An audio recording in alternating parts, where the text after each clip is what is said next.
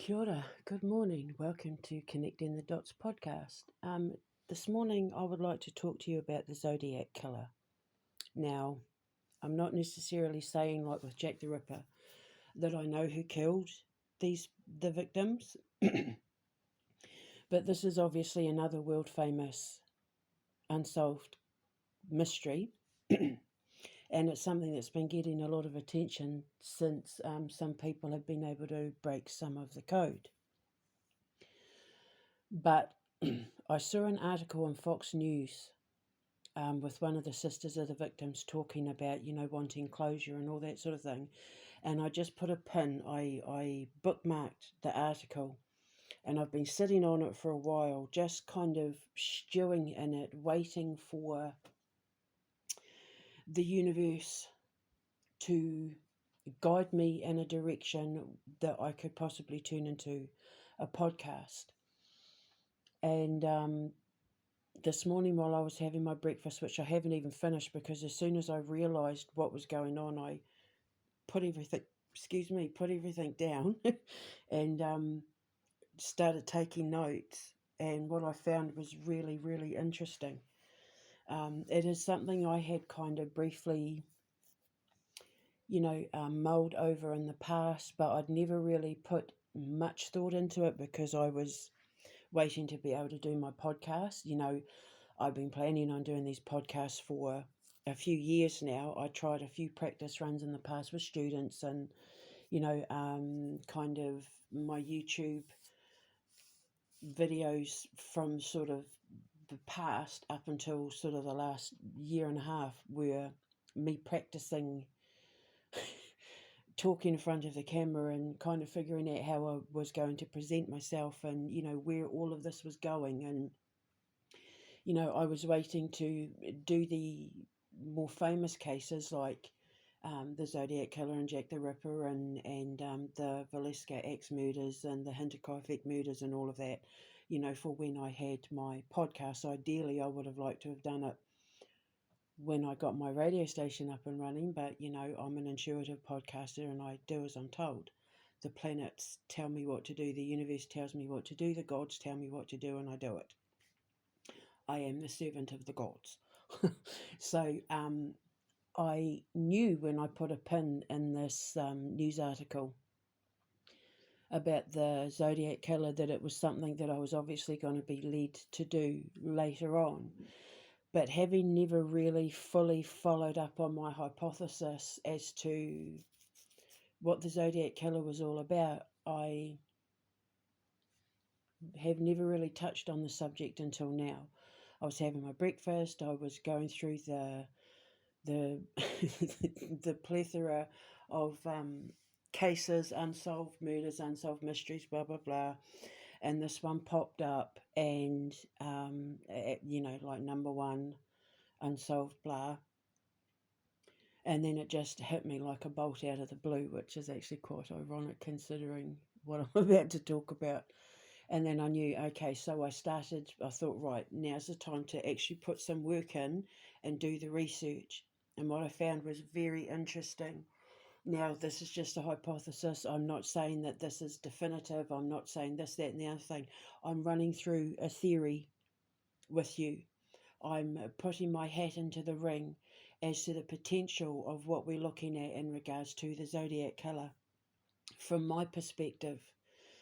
Because the one thing that has always bothered me throughout all these years is, he's called the Zodiac Killer, yet nobody ever talks about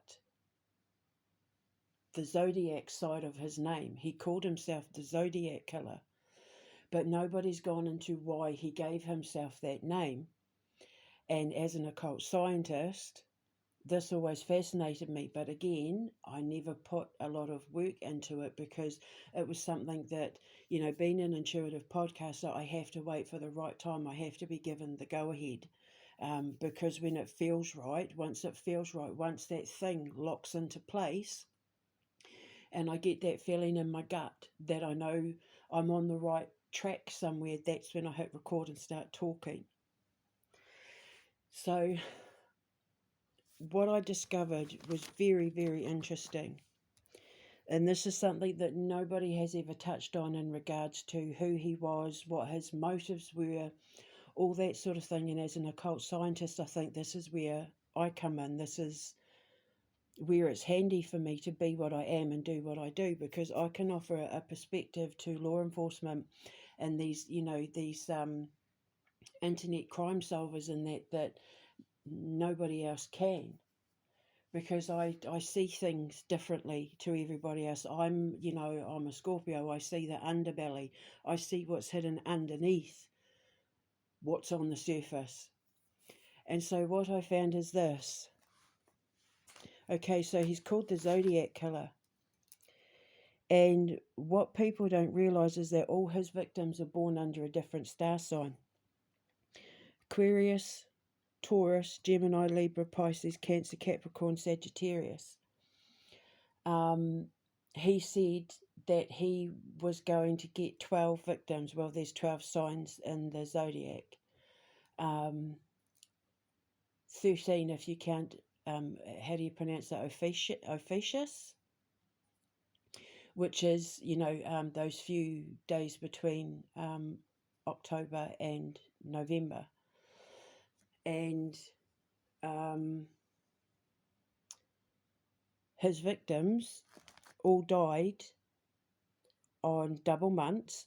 So he's got 2 victims in Sagittarius, 2 victims in Gemini, 2 victims in Libra, and then he's got one in Scorpio. His first victim died in the month of Scorpio, which could be considered the period of Ophiuchus. I think that's how it's pronounced. Now, the only victims he doesn't have are in Scorpio, Virgo, Leo, Sagittarius. None of his victims have died in the month of Virgo, Leo, Aries, which means he still had a Scorpio victim to go and a Cancer victim to go in those months. So he still had a victim to go in the month of Cancer and in the month of Scorpio. But it means he also needed to have a Virgo, Leo, and Aries victim. I'm leading up to why. Because he said that he needed 12 victims. Now, if you look at that symbol on his chest, people keep saying it's a cross here, but if you look at my screenshot for this podcast, you'll see on the right my symbol for the New Dawn Ministries. If you know anything about the occult, you know that you never, ever, ever stick anything inside a circle. So pentagrams that are inside a circle are wrong, because it's symbolic of restricting the flow of evolution, restricting the flow of energy going north, south, east, west. And the symbol on his chest is almost identical to my symbol for the New Dawn Ministry, because he is talking about, he's got the crosshairs going outside of the circle, which is the symbol for the expansion of life. Taking life from the earth to the heavens, taking it from, from the ground to the sky, taking it from mortal to immortality, because once you die, your memory is caught inside the evolutionary expanse of the universe for all time, which is, you become an atomic frequency. When you die, you biodegrade and you become atoms. After 100 years, it becomes a part of, all other man, woman and child on the earth, so then you become immortal. Technically, your atomic frequency, your conscious substance becomes immortal. And the symbol on his chest, as with the symbol for my New Dawn Ministries, you'll see, has the sign for the elemental signs for earth, air, fire and water, and his victims are all earth, air, fire and water. He's got one of each elemental, including like dying in the month of Scorpio is birth, death and regeneration. So, make the start of immortality. His first victim died at, in the season of basically immortality. And I think he was starting a sacrifice through the Zodiac. And I think the symbol on his chest, while it can represent the crosshair of like a gun because he used a gun, I think it is more occult in symbology for that very reason, and I'm going to tell you why. Now, there is a very strong connection to Sagittarius running through the theme. He had two victims die under the sign of Sagittarius, and one of his victims was Sagittarius. Interestingly enough, one of the suspects was a Sagittarius. Arthur Lee Allen was a Sagittarius and shared the same birthday as his last victim. Now, if you look at Sagittarius as a whole, Sagittarius is the half man, half horse. He is the archer. He has the crossbow. He has the arrow and the crossbow, and it is said with Sagittarius that when he fires his crossbow at you, once he pulls back his bow and lets go, he never misses his target. Hence why, his symbol would also look like a target. Yes, it is a crosshair, but I think that he is someone who knew a lot about the occult and maybe knew a lot about biology and, what happens to the body, the soul after it dies, the whole death process. The interesting thing about Sagittarius as well is that they are the ruler of the scholar. They are the ruler of academia. They are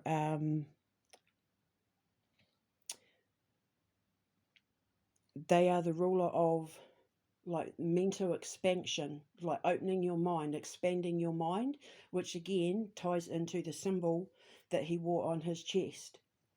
Because that, as the Sagittarian is the ruler of mental expansion, and the thing on the chest, just like my symbol for the New Dawn Ministry, is to do with evolutionary expansion. Because the hairs on his symbol go outside of the circle, it means that through mental expansion, through academia, through learning, through being a scholar, you are expanding your mind, you are expanding life, you are expanding evolution. So in his mind, not only was he smarter than the average bear, but he was helping send these victims to the ever after to become more spiritually enlightened, because Sagittarians do rule the spiritual because of Jupiter, and he was sending them to the light. Now, the interesting thing is, speaking of Jupiter was considered the sky father. He was Zeus to the Greek. He was Thor to the Vikings. Now, he was considered king of the gods, and he was the king of growth and expansion. Now, so I'm just flipping over my notes. Now, he was symbolic of Jupiter carried the lightning bolt, which, the bow and arrow. When a lightning bolt strikes, it never misses. It knows what it's going to hit. It is directed exactly to where it's going to hit, just like Sagittarius's bow and arrow. When there was a great disaster, and it is said that every animal that was born in that year where there was this great disaster was sacrificed to Jupiter. So every animal born in that 1 year was sacrificed to the god Jupiter to make the, I think it was like a famine or something. Link in the description box. There was some great plague or some great disaster or something, so all the people sacrificed one animal, one type of every animal in that year, to the god Jupiter to make it go away. And all his victims were of different, one of every star sign. You see where I'm going? So he was often seen coming out from behind trees and hiding behind trees. And Jupiter one of his symbols is the oak tree. He carried an eagle with him, and he had the oak tree. That's were his symbols, and the lightning bolt. And he was the Zodiac killer. Apparently, was seen quite a lot hiding behind trees and standing behind trees. Now, the thing is, and this is the sort of conflicting thing for me when it comes to his suspect, the main suspect, Arthur Lee Allen. Arthur Lee Allen apparently had a thing for children. I'll put a link in the description box so you can read it yourself, because he was a horrendous man. He apparently was a teacher. Now the interesting thing is Sagittarius is the ruler of education and the scholar. And it does highly suggest that whoever the Zodiac killer was, he used his knowledge of the occult. See, Jupiter was considered like the lucky planet. When you're born under the sign of Jupiter, you are considered to be blessed with good luck and good fortune. And when you want to do rituals where you have good luck and good fortune, you will do it to Jupiter. Especially in the month of Sagittarius, but obviously you don't need to. If you have permission to do it like I do, you can use Jupiter anytime you like. I've said far and wide on my Instagram and on my podcast and that Jupiter has been my teacher for a long time, and Jupiter is very, very loving. And even though I'm a Scorpio ruled by Pluto and Mars, I adore Jupiter. I've said it many times before publicly. I adore Jupiter. Jupiter is my teacher. And Jupiter is very patient. And Jupiter is where I think I get my very strong sense of moral fibre from. Because Jupiter is basically the ruler of morals. And an ascending Sagittarian is going to have a very high sense of morals. Now, the interesting thing is that because of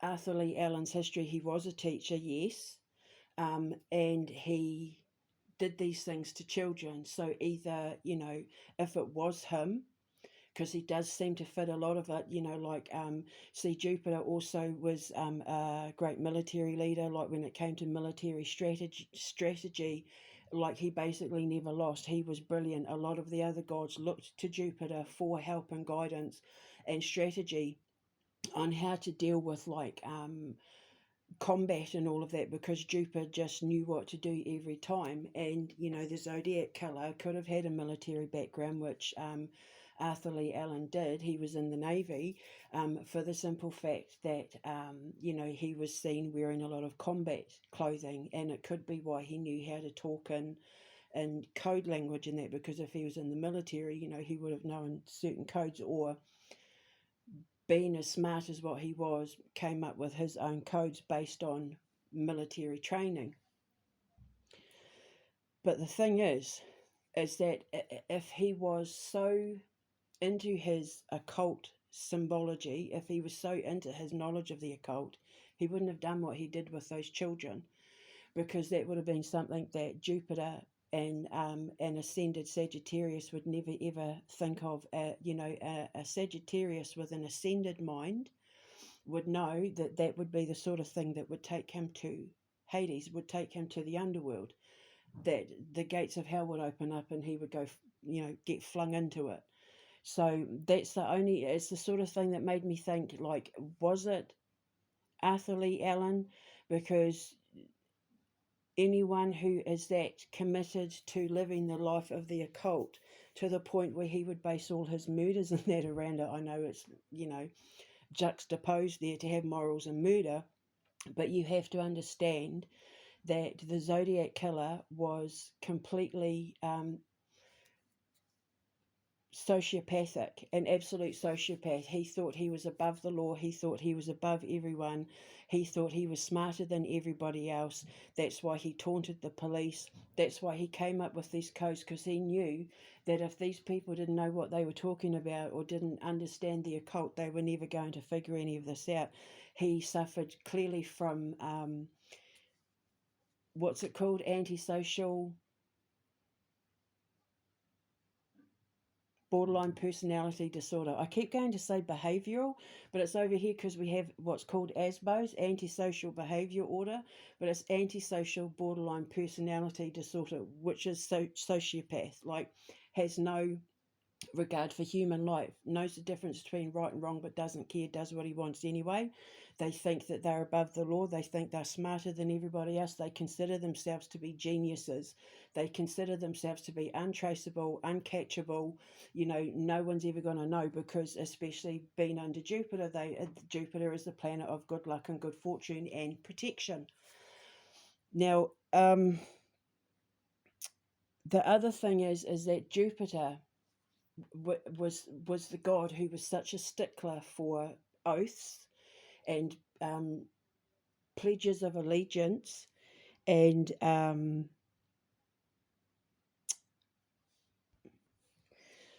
like contracts and that sort of thing, that it is said that Jupiter is actually the god who created, you know, the sacred act of marriage, that he is responsible for what we now know to be the marriage contract. The Vikings were the ones to introduce the words husband and the concept of marriage to the masses, and it is said that, you know, it comes from Thor or Jupiter, which is why he would have gone around killing the couples who were, you know, in lovers' lane, so to speak, kissing and canoodling because they weren't married. And so he obviously had a strong enough moral fibre to kill the couples that he saw were sinning outside of marriage, because Jupiter, you know, believed in marriage, that he believed in monogamy and, you know, all that sort of thing. And so he killed the couples to send a message about, you know, keeping yourself for, you know, the sacred bond of marriage. So even though it's said that he stabbed people, it is said that Arthur Lee Allen had said to a friend, to prove I'm the Zodiac killer, I'm going to stab someone, and then I'm going to stab a cabbie, I think he said, and then the cabbie got stabbed. You know, that might have been the case there, but I don't necessarily think that the stabbings were the Zodiac killer, for the simple fact that he liked to shoot the gun, because the gun is more symbolic of a bolt of lightning. You know, when the gun goes off, you're going to see the light, so to speak. It's going to light up and you're going to see the light, and then you're going to meet your gods. So I don't necessarily think that the Zodiac killer was responsible for the stabbings. However, if you look at that symbol on his chest, it would suggest that he has other victims that maybe they are not looking at, because of the fact that that symbol on his chest is also symbolic of a compass. You know, north, south, east, west, southeast, northwest, you know, that sort of thing. So I would suggest that he had other victims in the north, south, east, west of California, or the north, south, east, west of America. Because if he was true to his word, because it could be why the killing stopped after a certain amount of time, because it could be that he moved on to somewhere else, because if he was a Sagittarius, or he was, you know, living under the rule of Sagittarius and Jupiter with his murders, using, you know, the occult theory, Sagittarians can't stay in one place for too long. They are like the trepid explorer. They are the ruler of, like, you know, adventure and expanding your horizons. And, you know, they can't stay in one place for too long, so they would keep moving. So I would suggest that you look for connections that are identical to the Zodiac killer's MO in the North of America, the South of America, and the East of America, if not California. But I think he probably went further, because California would have bored him after a while. They can't stay in one place for too long. They have to keep moving. And he would have taken it upon himself to kill people that he would have felt were less than him, were immorally immoral in action, there could also be a suggestion to the fact that, going down the whole scholar route, he could have been somebody who um, had access to the victim's birth certificates, either through, records and files for, school enrollments and that sort of thing. So he could have been a teacher, he could have been a scholar, he could have been a professor, he could have been someone connected to the students somehow through education.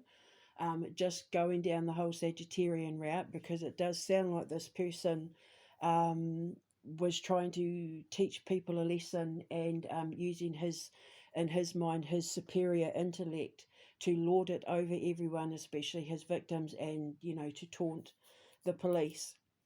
I would also suggest that they look into victims who are of the missing star signs. So Scorpio, Virgo, Leo, Aries. He would need one more Scorpio victim. No, sorry, he'd need 2 Scorpio victims, 2 Virgo, 2 Leo, 2 Aries, but one more in the Scorpio month and one more in the Cancer month, and then also in the seasons of Virgo, Leo, Aries, because he would have had to have had at least 48 victims to carry out his, because he does everything in doubles, because you have to understand that our universe is a parallel. We have, everything that exists in the dark side under the Schumann resonance, and everything that exists in the light side of the atomic frequency. My comic book, The Quantum Menace, The Battle of Two Worlds, is about that exact very thing. And if you look at my symbol um, for my New Dawn ministry, I have got every zodiac placement. So I've got earth sign, air, water.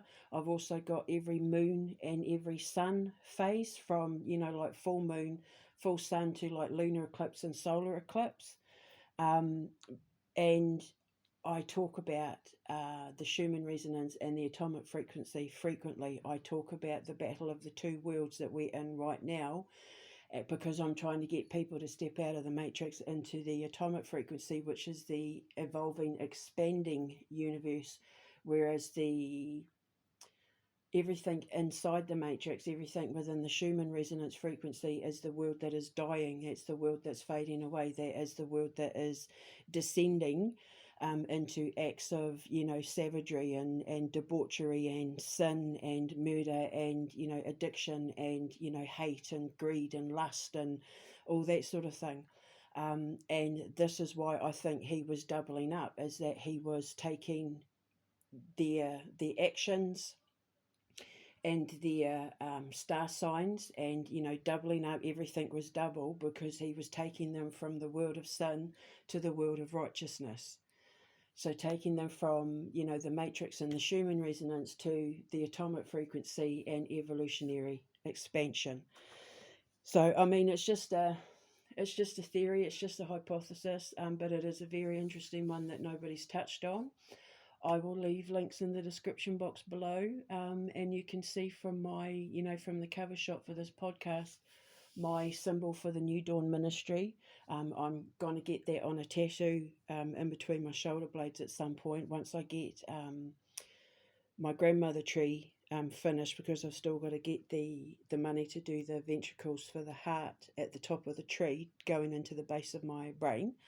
But yeah, I'm going to get that symbol tattooed in between my shoulder blades at some point. So yeah, it's just a hypothesis. You don't have to believe anything that I'm saying, but I'm just throwing my hat into the ring of possibles. If it was Arthur Lee Allen, he's no longer with us. And I can guarantee you he will be in the underworld that he's, so desperately thought he could control, because, my symbol also includes the above worlds and the below worlds. My symbol for the New Dawn ministry does include the underworld and, the above world, so heaven and hell, is all in that symbol. So yeah, I mean, it's interesting. If it is him, then he's exactly where he needs to be. But if it isn't him, and I really don't think it is, I think that he fits some things in a lot of ways where it could have been him, especially the fact that he was a teacher. You know, he went on to get a bachelor's in, um, was it biochemistry? Which means he would understand about, what happens to the body when it dies, becoming atoms and all that sort of thing. But unless we can prove that he went to other states, especially in the north and the south and the east of America, if we can trace him to that, then there's a high probability that it probably was him, because the stuff that does fit him is pretty accurate. But I think this person, he may have been even known to some of the victims, just for the simple fact that he covered his head. If he was intending on killing these people, he wouldn't care what, like killers, they usually cover their face to protect their identity, but you protect your identity because you may be identified by the people that you kill, you know? And he wasn't intending on leaving any victims alive, and it was at a time where we didn't have CCTV cameras and that. It's just, there's a higher probability that somebody in those days was going to cover their face because the crime was being committed by somebody the victims knew. Now, that's just one little angle of it. I mean, it could have just been that he just didn't want to be identified in case he didn't pull off the job. But he was a cocky, arrogant man who thought he was the god of men. He thought he was the god of law enforcement and the god above all others. And he wasn't intending on leaving anyone alive. And so why would he cover his face? There could even be a possibility that with his murders, he killed when the victim that he killed on the 30th of October 1966 was in Scorpio season. Either he was doing the Ophiuchus thing and taking on the 13th sign, but he said he was taking 12, that there would be 12. And then he had his victim on the 11th of October. He may have been thinking it was already Scorpio season, or he may have been thinking with his first victim that he was still in Libra season. So he may have made a little mistake there if he is connected to the stabbings. Why he stabbed, I don't know, because if he was going by the whole Jupiter thing, Jupiter would have fired arrows or shot them, because it was like the modern day lightning bolt. Do you know what I mean? Like the stabbing thing just kind of feels a little bit off. However, we don't know. I don't know all the details of those two particular murders. Who's to say? It could be that the last victim was Arthur Lee Allen's, to prove to his friend that he was the Zodiac killer when he wasn't. Like, he just did it, so he stabbed him because he said he was going to do it.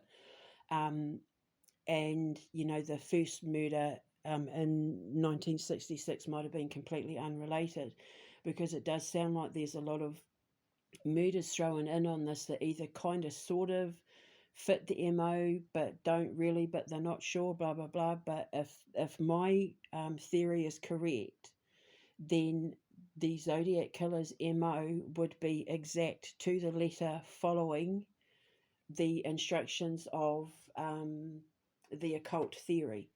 So he would have double star signs. He would have,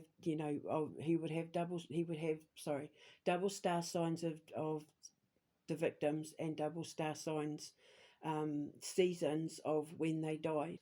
So maybe people need to follow up on that. But it would have to be someone who had access to or knowledge of the victims and their dates of births. Because how else would a random person know that they were killing someone of, different star signs every time? Do you know what I mean? So it had to be, maybe through the DMV, military records, school records, that sort of thing. So enjoy that hypothesis. Links in the description box below, and I will speak to you later. Have a beautiful Sunday. Ka kite anō. Mwah.